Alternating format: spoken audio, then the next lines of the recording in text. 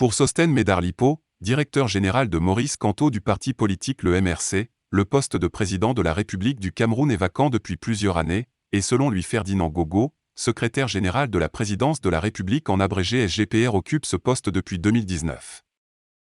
Il a fait cette analyse quelques heures après la dernière visite de Ferdinand Gogo au Premier ministre Dion Ngouté, devenu une vassale du secrétaire général du gouvernement et du président de la République.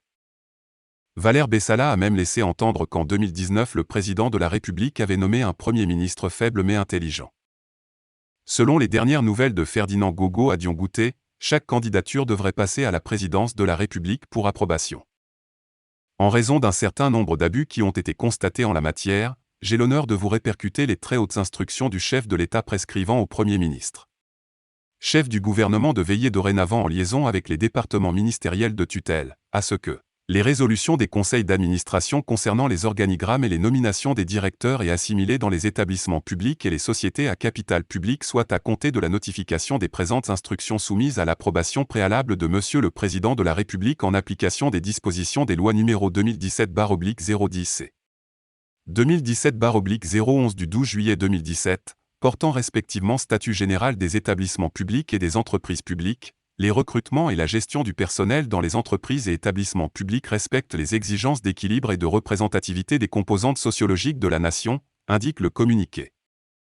Selon Sostène Médard-Lipo, le Cameroun est dirigé par le SGPR depuis qu'il a reçu la délégation de pouvoir de Biya, qui a quitté le pays. Ferdinand Gogo est donc le président de la République depuis le 5 février 2019, date de signature du décret numéro 2019/043 lui accordant délégation permanente de signature, mieux, délégation de pouvoir. Il y a dessaisissement du délégant Biya. Sénilité, a-t-il écrit sur son compte Twitter. Son analyse n'est pas vaine. Valère Bessala a rappelé que Dion Ngouté avait passé 20 ans comme ministre délégué au Marex.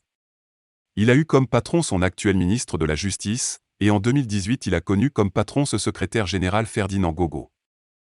Ceci dit, Paul Biya et Gogo ont enlevé le dernier pouvoir à Dion Ngouté. Restez connectés sur la chaîne pour plus d'informations. N'oubliez pas de vous abonner et surtout de cliquer sur la cloche de notification. Likez la vidéo si ce n'est pas déjà fait. Laissez aussi votre point de vue en commentaire.